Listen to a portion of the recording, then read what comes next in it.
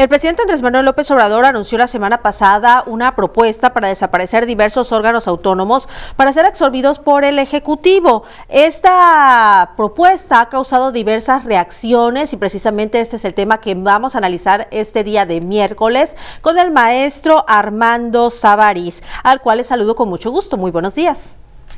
Hola, ¿qué tal, Mercedes? Muy buen día a todos.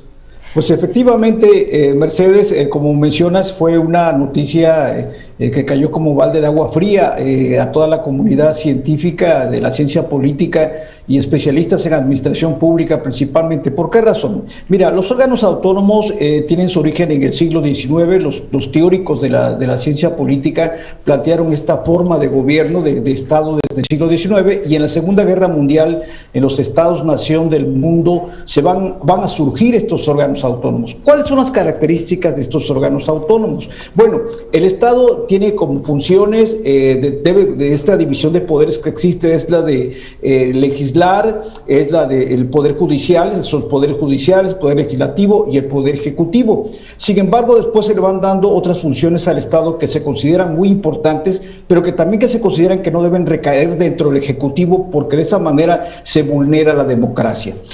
Cuando se habla de indicadores de democracia, el sistema político comparado en todo el mundo, podemos decir en México no existe democracia, o para otros que sí existe democracia. Sí existe democracia porque está en el texto constitucional.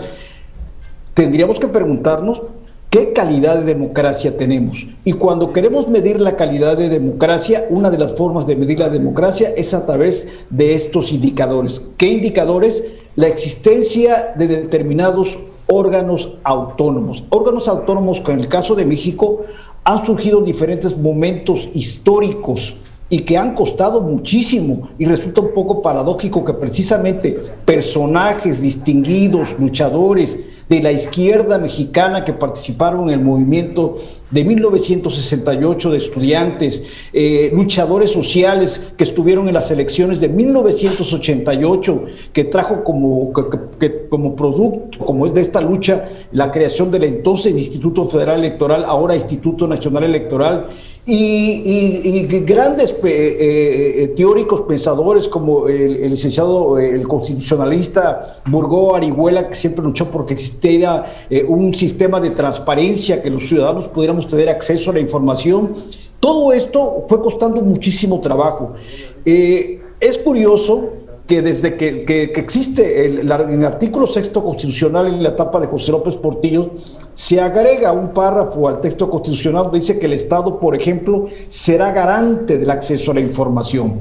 Y esto es a finales de los 70, pero es hasta la entrada del actual milenio, la entrada del 2000 ya con Vicente Fox en la alternancia, y no porque Vicente Fox lo hubiese querido, sino porque los ciudadanos lo empujaron, esta iniciativa. Fue la creación de la Ley de Acceso a la Información. Tuvieron que pasar muchísimos años, que después se convirtió en Instituto Nacional de Acceso a la Información. ¿Y como para qué sirve el INAI? Porque es muy probable que muchos no lo conozcamos, hemos escuchado promocionales. Bueno, gracias al INAI, una vez que se aprueba, primero es una herramienta, es un recurso, un derecho que podemos ejercer cualquier ciudadano, no es exclusivo de los periodistas, que podemos solicitar cualquier tipo de información a cualquier institución que reciba recursos públicos, llámese Poder Judicial, Poder Ejecutivo, Poder Legislativo, partidos políticos, sindicatos.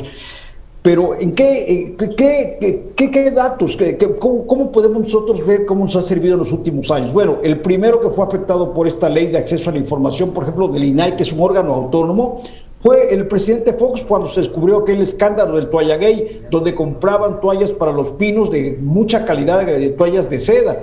Y posteriormente, en época reciente, por ejemplo, la investigación, la estafa maestra que realiza un medio digital, un medio de comunicación digital como lo es Animal Político, muy serio, tan serio que recibe un reconocimiento del Príncipe de Asturias, uno de los más importantes en el mundo, en el caso del periodismo, que reciben este premio, es por la estafa maestra. ¿Y cómo es como dicho por los mismos investigadores, cómo es que reúnen información los de Animal Político, precisamente haciendo uso de esta herramienta, solicitando información a las oficinas públicas, a las instituciones, y cruzan toda la información, y así es como se logra hacer una buena investigación y Claro, hay consecuencias, hay muchos servidores públicos que hoy están en la cárcel gracias a esta investigación.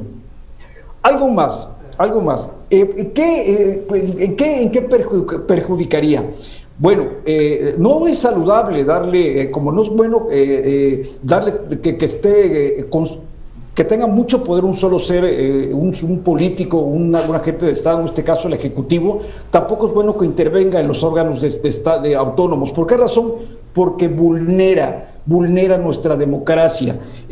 Por ejemplo, no se puede ser juez y parte en el Instituto Federal de Telecomunicaciones, que es el árbitro, el que regula cómo se dan las concesiones de radio y televisión.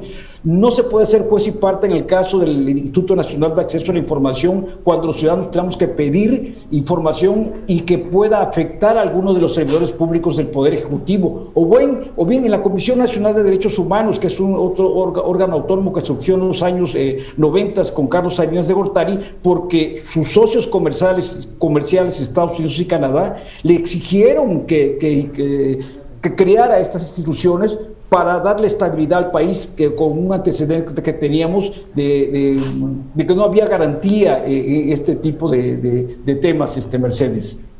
Pues muy interesante todo lo que nos comenta, los pros y los contras de estos organismos, como usted menciona, autónomos, y esperemos que haya una reflexión y no desaparezca. Sí, claro, Mercedes, porque, y no es que sea contra el presidente López Obrador, no conviene ni que el presidente López Obrador, ni que ningún otro presidente, ni del PAN, ni del PRI, ni de Convergencia o de Movimiento Ciudadano, no sé, cualquier otro partido político, tenga injerencia en estos órganos autónomos. Si bien vamos a darle el beneficio de la duda al presidente, que están mal estos órganos, porque hasta hecho no ha dicho que los va a desaparecer por cuestiones económicas, no dice que va a correr a alguien, sino que va a mantener a todos los trabajadores. El asunto es, si están mal, hay que revisar sus reglas de operación, cómo están sus órganos de gobierno, hay que mejorarlos, no desaparecerlos como se hicieron con los 109 fideicomisos el año pasado, Mercedes. Pues de acuerdo, totalmente de acuerdo con usted. Muchas gracias, maestro Armando Samarín, nos saludamos el próximo miércoles. Excelente miércoles a todos, buen día.